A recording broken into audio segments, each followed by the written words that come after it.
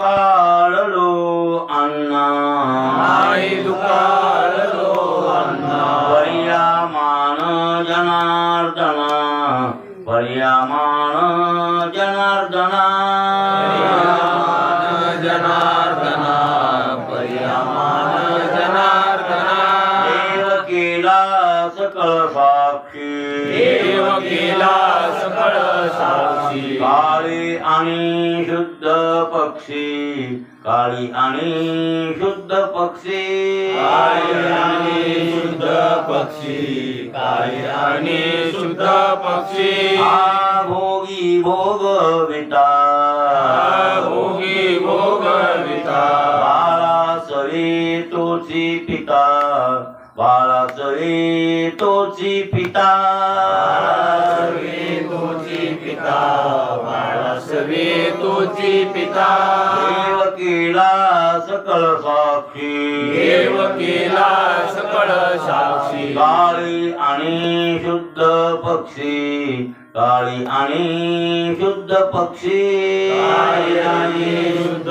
पक्षी काळी आणि शुद्ध पक्षी कर्म अकर्म जळाले कर्म कर्म जळाले प्रौढ तुका ते उरले प्रौढ तुका ते उरले ते उरले ते उरले देव केला सकळ साक्षी देव केला सकळ साक्षी काळी आणि शुद्ध पक्षी काळी आणि शुद्ध पक्षी काळी आणि शुद्ध पक्षी काळी आणि शुद्ध पक्षी प्रस्तुत सेवेसाठी निवडलेल्या अभंग दररोजच्या पाठातील जगद्गुरु तुकोबारायण जगाच्यातील 3 प्रकार येवळीकरांच्या प्रतीप्रमाणे 315व्या क्रमांकाचा आपला अभंग चालू आहे आणि अभंगाचं दुसरं चरण संपलं आहे असं गृहीत धरून तिसऱ्या चरणाचा विचार असतो. तर देव केला सकळ साक्षी देव साक्षी केला आणि साक्षी केला पण आहेच साक्षी मग त्यांनी मानला आणि आपण मानित नाही तो फरक एवढा.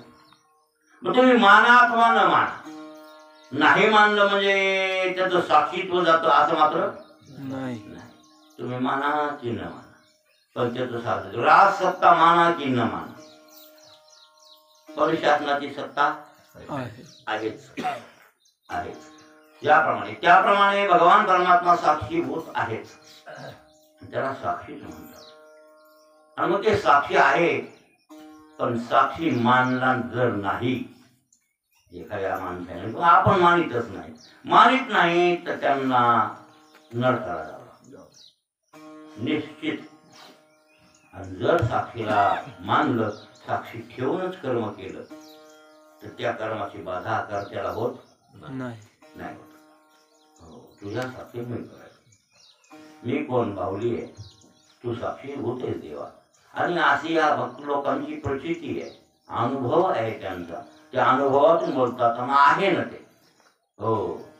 असा जो साक्षी परमात्मा तो अनेक काळात आणि शुद्ध पक्षात केला.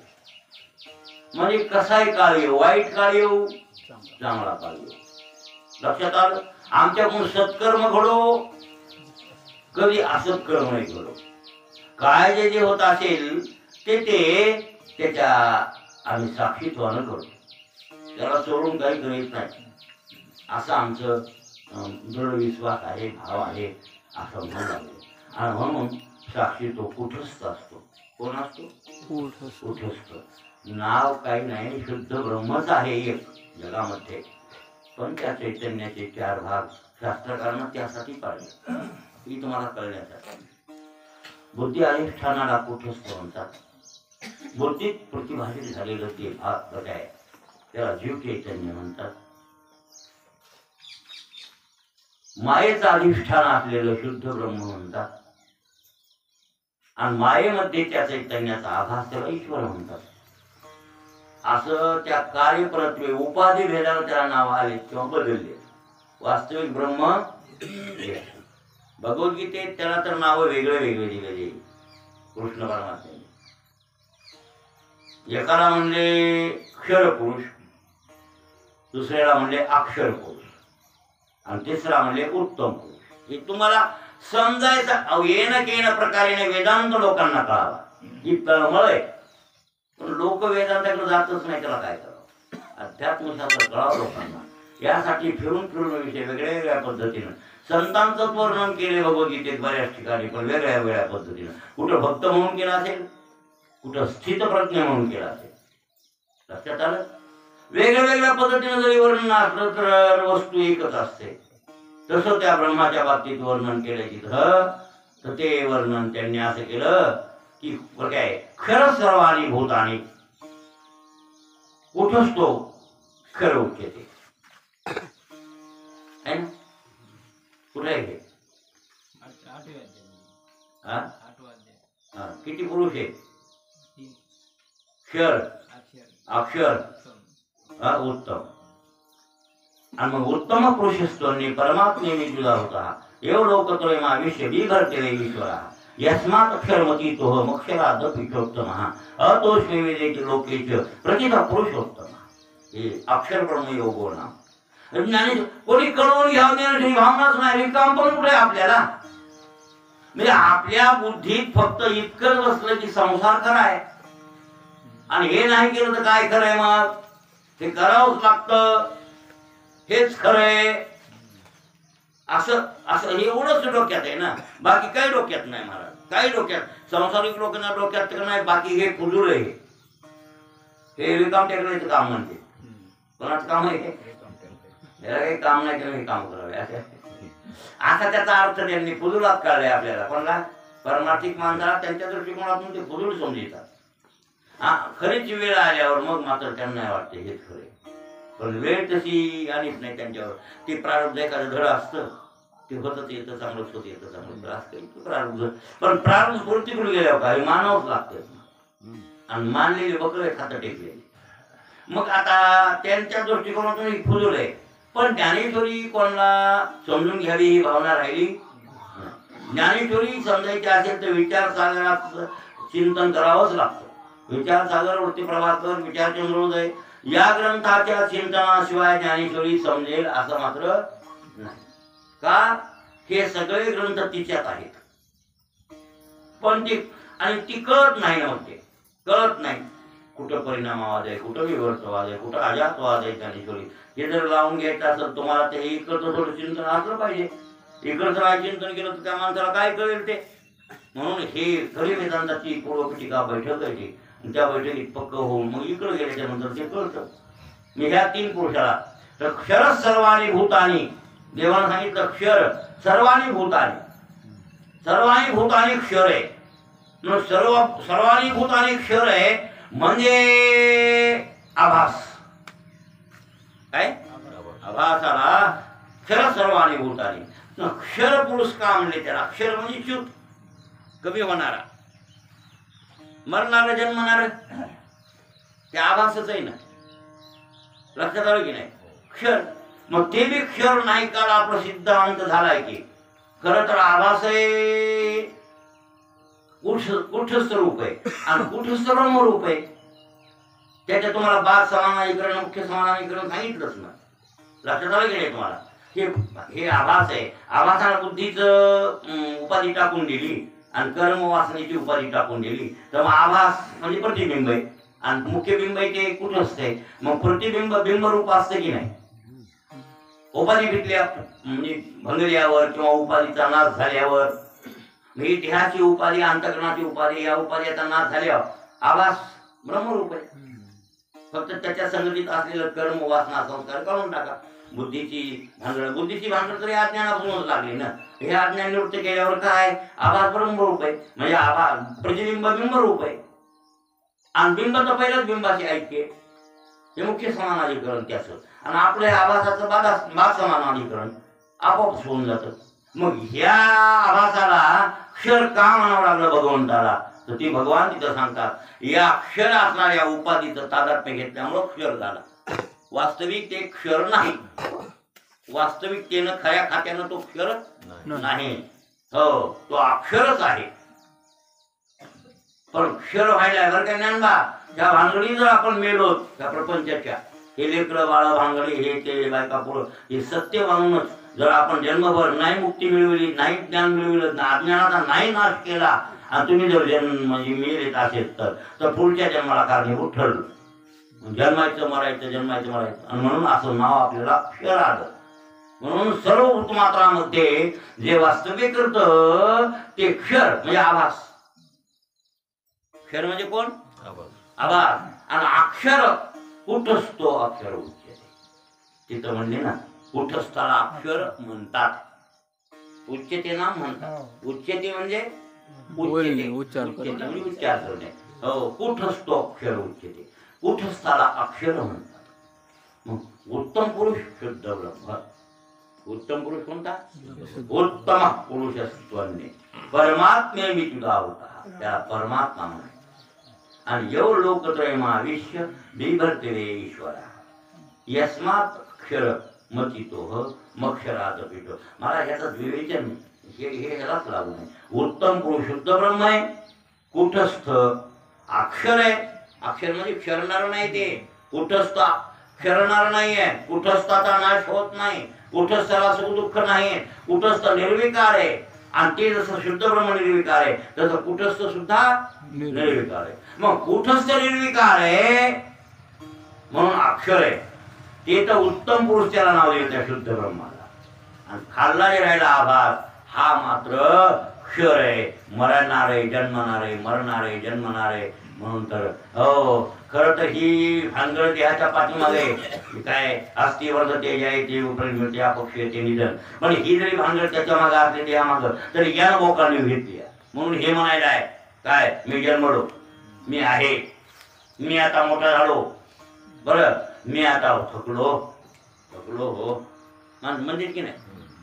हा एक मोठा मला म्हणला काय करू पोरं आता मला सगळ्या महाराष्ट्रातून लोक बघा येत म्हणजे कसा माणूस आहे म्हणून.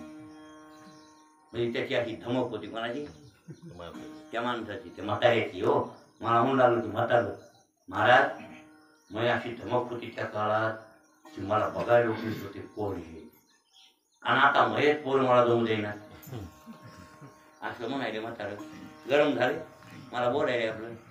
मग मी म्हणलं हो मामा काय करू, मी थकलोय जरा. काय म्हणू लागलं, ती मधली उर्मीची उरी येऊ लागली, नाही ते एक एकाला बंदुकीनं फुकला.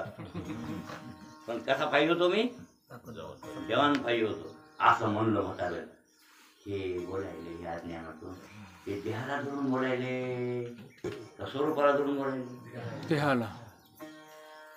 आणि मग क्षर झालं नाही, क्षरले हे आता मरते आणि मेलं, पुन्हा जन्मते, पुन्हा मरते, पुन्हा जन्मते, पुन्हा मरते.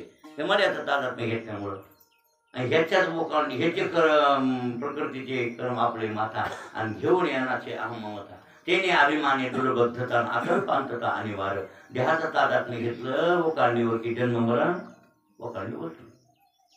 आणि हे जन्म मरण वोकांडी बसू द्यायचं नसेल तर तुम्ही अक्षराला ओळखा. कोणला? अक्षराला. अक्षर कोणता आहे? कुठस्थ. आणि कुठस्थ कोण आहे? साक्षी. कुठस्थ कोण आहे? साक्षी आपला साक्षीदार आहे, साक्षीदार. आणि त्या साक्षीला धरून सगळे काम करा. ज्ञानबा त्याला धरून करा, त्याला धरून केलं की काही बिघडत नाही. हो आणि हे तुकाराम महाराजांना साक्षी केलाय आणि आपण ते केला पाहिजे पण केला नाही. तुकाराम महाराजांनी केला आणि आहे तर खरंच आहे. सर्व भूतमात्राला अधिष्ठान तोच आहे साक्षी. तुम्ही माना न माना पण मानल्यावर फायदा आहे जीवाचा, नाही मानल्यावर फायदा नाही.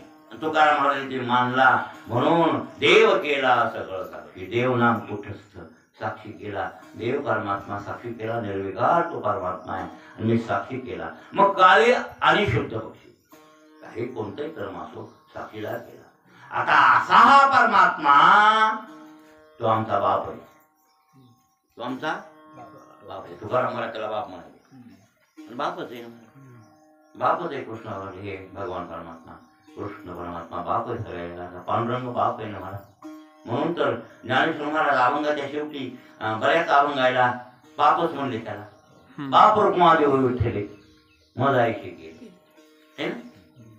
बाप रुक्मादेव नवी संबे सर्वथा नृत्यने तत्वता सांगितले. बाप रुक्मादेवीवर रुक्मादेवीचा वर माझा बाप आहे. चला जाऊ. हा असं ज्ञानदेव म्हणे काय अभंग आहेत बरेच, पण बरेच अभंग हे आता ते का केले ते नाही ते सांगत बसायचं. कुठं कुठं लावलं की ज्ञानदेव म्हणे आणि बरेच अभंगाला बाप रुक्मादेवीवर असं म्हणले. मग असे काही त्यांच्या अभंगात दोन प्रकार आहेत ज्ञानोबरायांच्या. तर ते काय केले ते मला कालपणाची कोणतरी माहिती माझ्याकडे विचारलं होतं. तुम्ही काय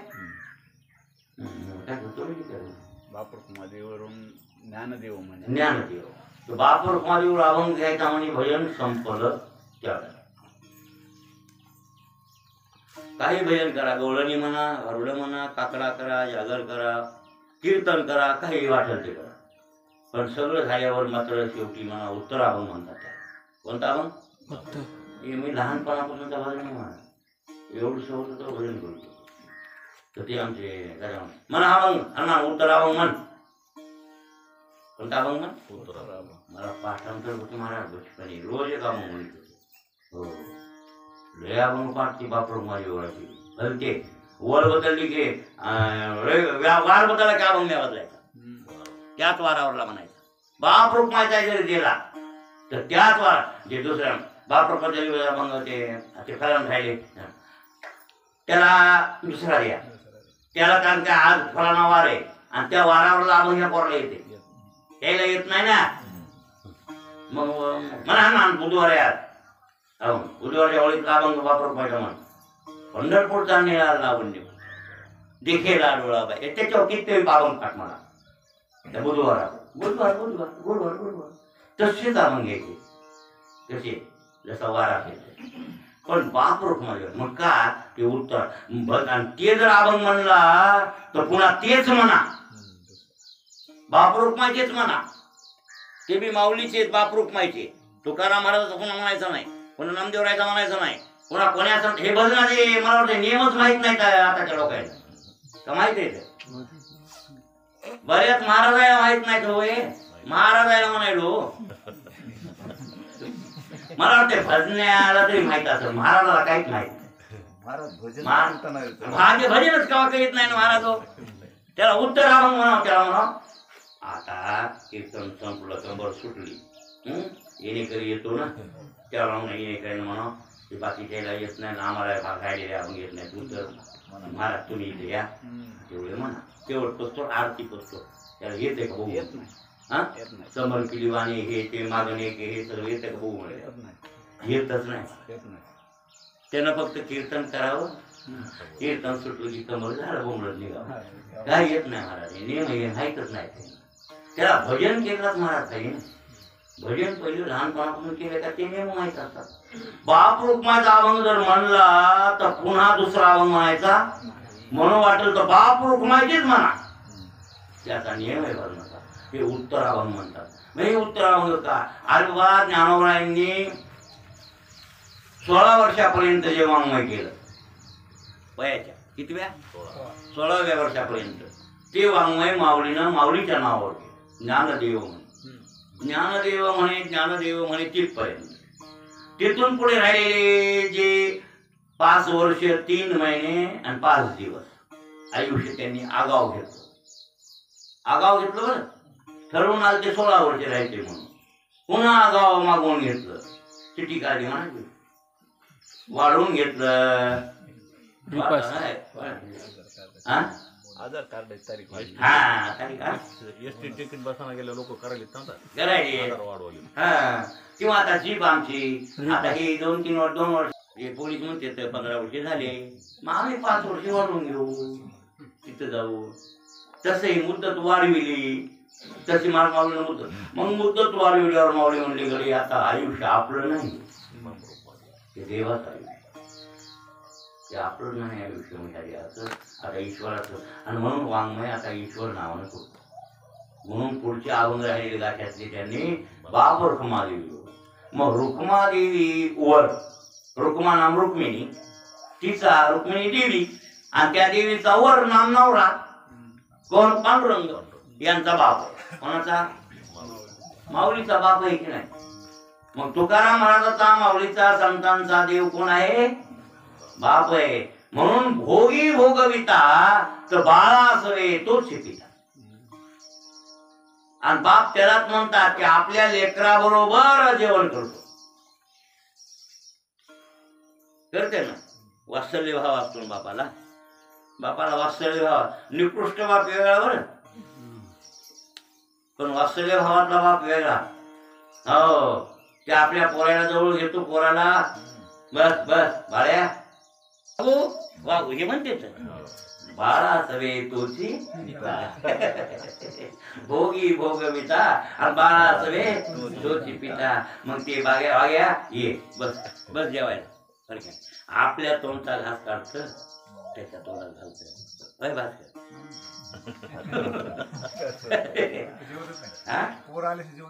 नाही नाही नाही, असंच एक म्हातारं होतं पोराचं.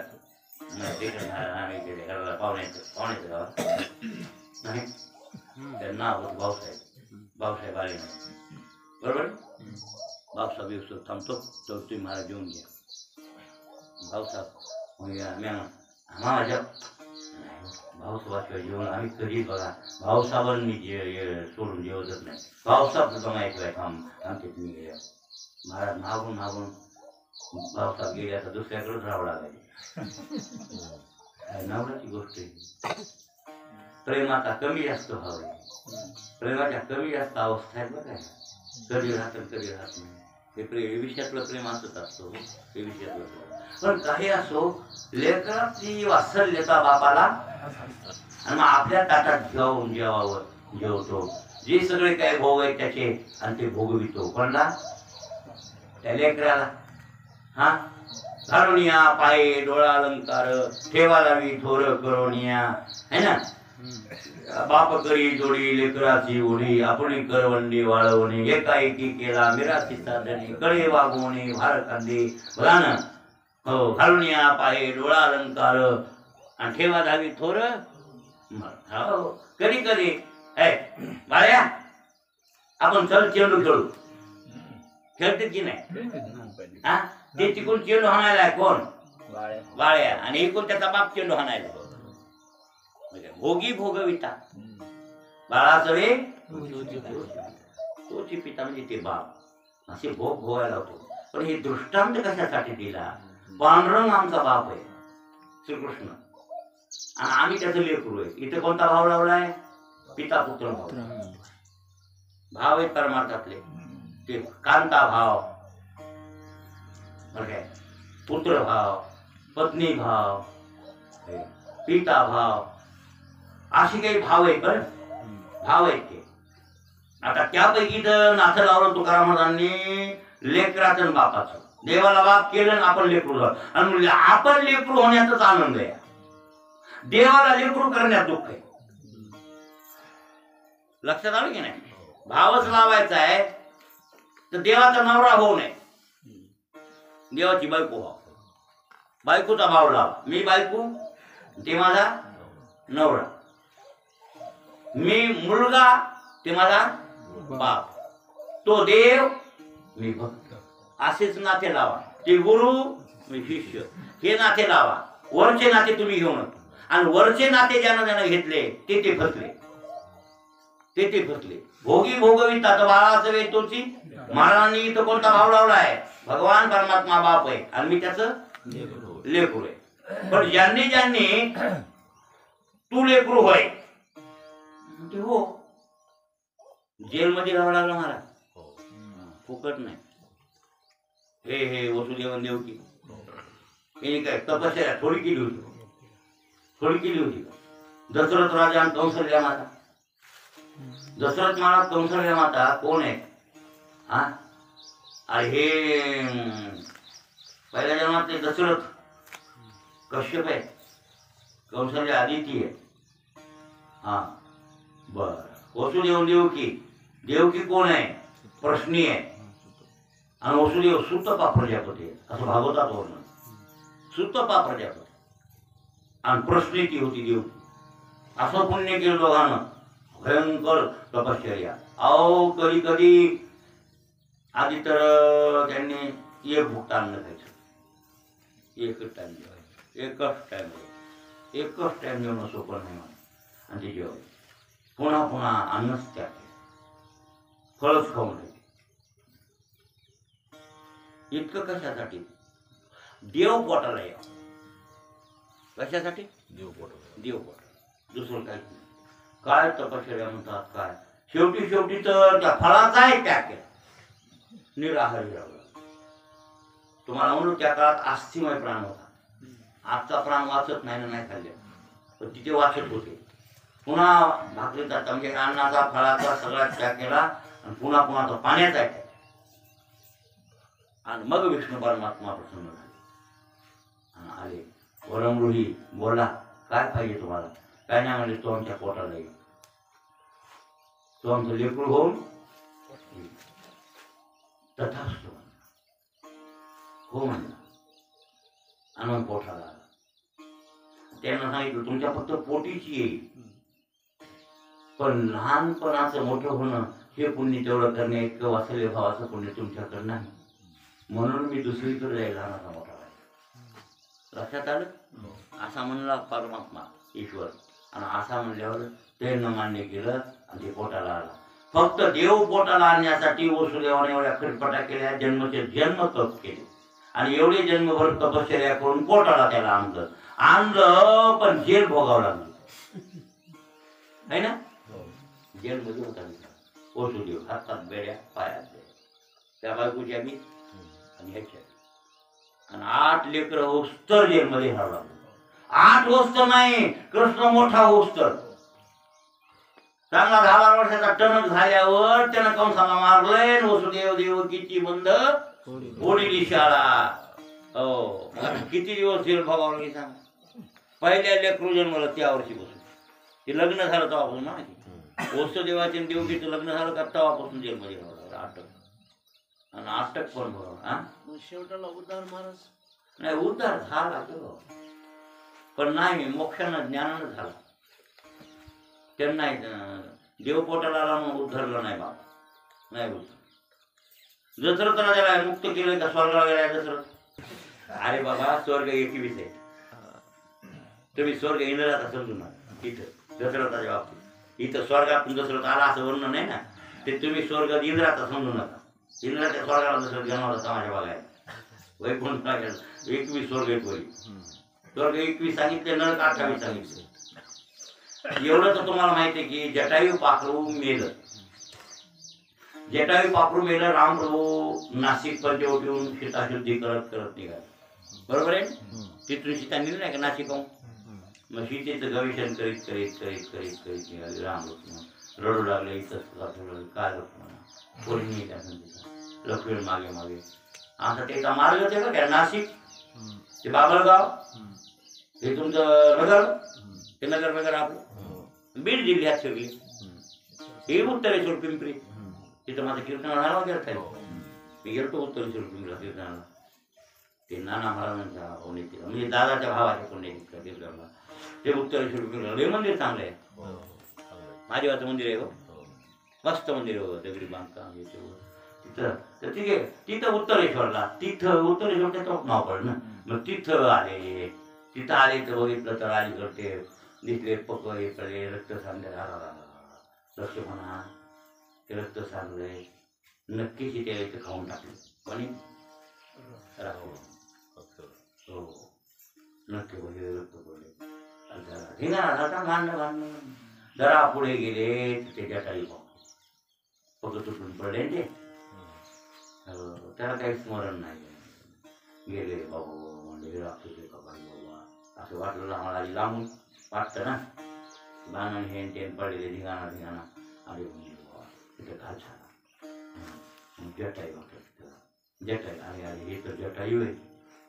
जटायू ते रक्षण होता ना तिथे हरटिका नाशिक. अरे जटायू रामाना आवाज दिला रोडन डोळे उघडले. बोलला ते जटायू रामा बरं झाला अंतिम दर्शन द्यायला. कसं काय अवस्था झाली सगळी स्टोरी त्यांना सांगितली. तुम्हाला हरणाच्या पाठीमागं बोलवून नेलं. पाठीमागे इकडून रावण आला. ते रावणानं सीतेला उचललं. सीता मोठ्या नाव लागली रामा रामा म्हणून. मी लांब गेलो होतो, मला आवाज ऐकू आला, मी पळून आलो.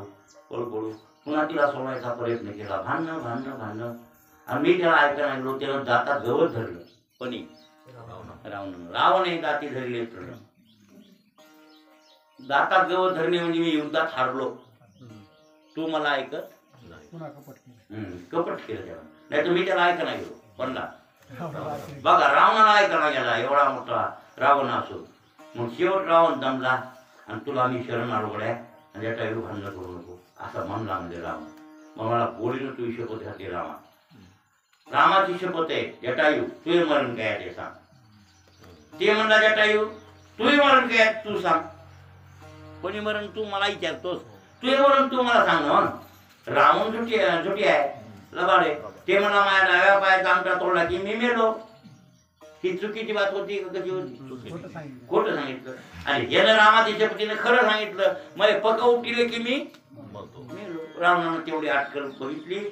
माझ्या आणखीन तुम्हाला झगडा धरला आणि मग मी उड्डाण आणून त्याचे पक्क तो आपले अंगठा तोडायला खाली गेलो की त्या हातात पंख ऑटोमॅटिकच आले नाही.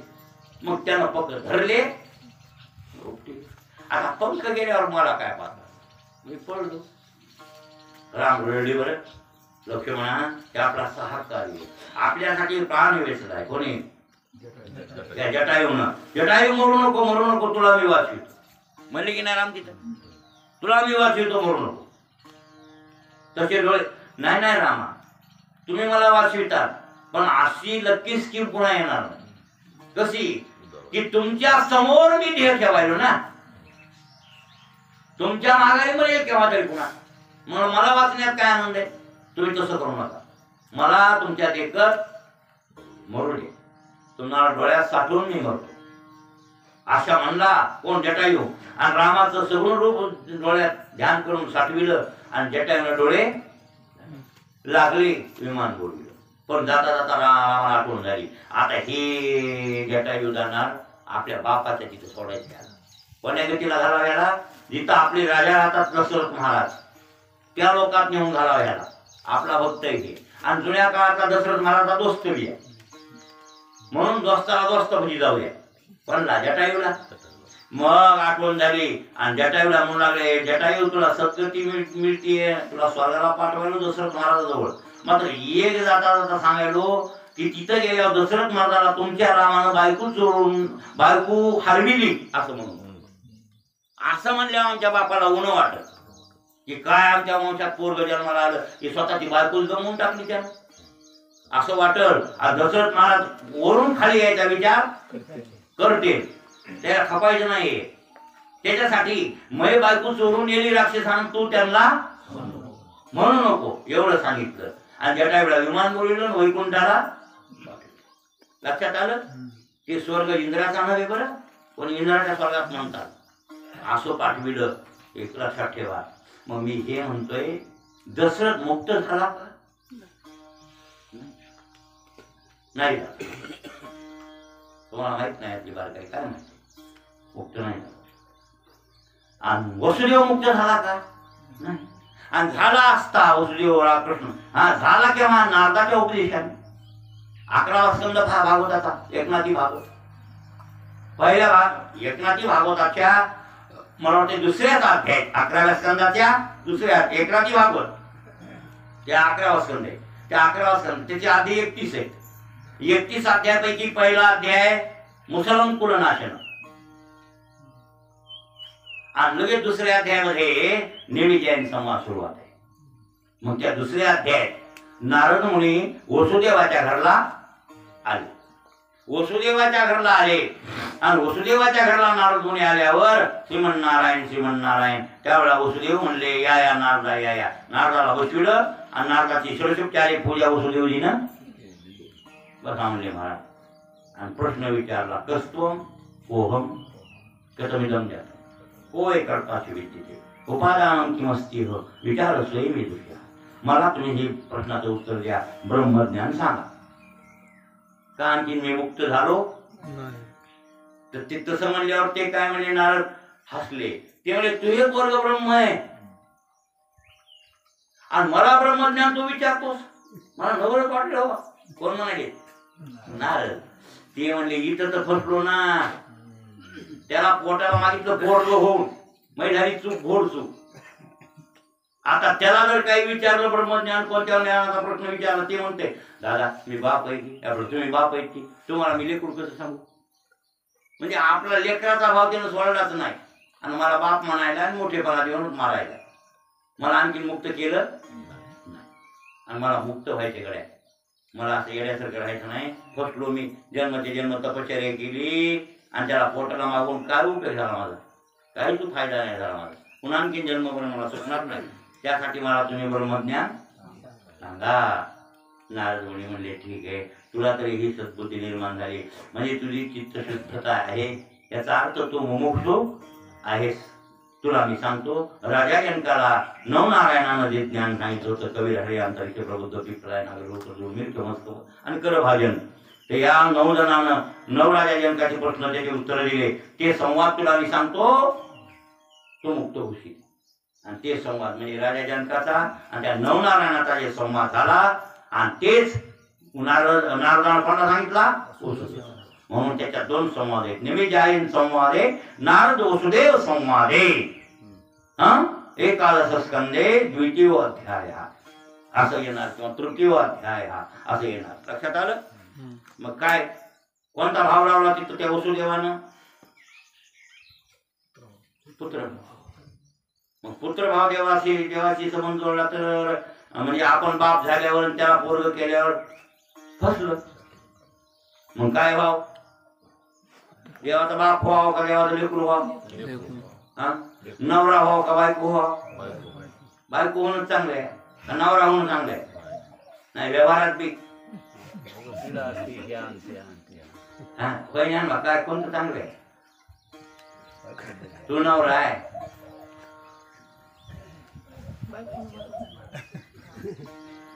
घोर नाही, फक्त एकच सांभाळायचंय नवरा. तिला कोण सांभाळायचा आहे? पती. सर्व भावे पती. आणि तेवढं सांभाळलं की काम झालं. लुगडे घेतय, चोळ्या घेतय, सगळं करतय, बिघडलं सुधारलं दवाखान्यात नेतय, लय दुखू लागल्या पाय चुकतय, कुठे गेली बरोबर नाही? सगळं करतय, फक्त सांभाळायचंय काय? नवरा. तेवढा सांभाळला की बाकी कुठाने येणारे मूठ मिटले का नाही? याला तर लय धडपड या आहे की नाही? कसं आहे मग नवरा होण्यात तुम्ही फसले गेले.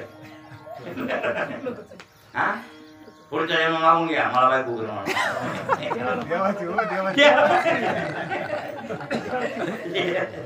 अरे बाबा देवाची होणार रे, बायको कोणाची व्हाव म्हणले ना. मग माऊली दुरुळ आंबोला केला ग बाई, ब्रह्मादिका तोंड पडे ठाई, हालू नये चालू नये सैरा वैरा काही बोलू. आंबोला केला गावाय म्हण तर बोलती 42 जाते ना. मागेल केले ते अवघेची वावो आणि बापर कुमारीवर विठ्ठलू ना हो, म्हणजे आमचा विठ्ठल नवरा आहे. त्या अभंगात दुरुळ आंबुला, आंबुला नाम नवरा, आंबुला आंबुली, नवरा बायको. आपण म्हणतो नवरा बायको, नवऱ्याला म्हणतात आंबुला, माऊलीची भाषा आहे. आणि बायकोला म्हणतात आंबुली. मायान प्रकृती बाबतीत ते असंच वर्णन केलं. मायान ब्रह्माच्या बाबतीत हे प्रकृती, हे पुरुष, याच्या बाबतीत असंच वर्णन केलं. ही कर्मे प्रकृती करतीये, आंबुला जोडी आंबुली. हा, बायको कमी ती नवरा खाते म्हणजे ना. तुमची बायको कमवायली कोणती? लुगड्यावाली नाही, ही प्रकृती. आणि तिची कमाई तुम्ही खायले. आंबोला जोडी आंबोला खाय, कळलं? अरे हे आंबोला नाव टाकून द्या, आंबोला नवरा देव करा आणि तुम्ही त्याची बायको जमते. त्यापेक्षा देवाला बाप करा. भोगी भोगविता तो बाळाचं वे तोची पिता. तुकाराम महाराजांनी बाप लेकाचं नातं लावले, स्वतः मुलाचं नातं घेतलं, स्वतःकडं देवाकडं बापाचं नातं दिलं आणि भोगी भोगविता याचा विचार उद्या करा.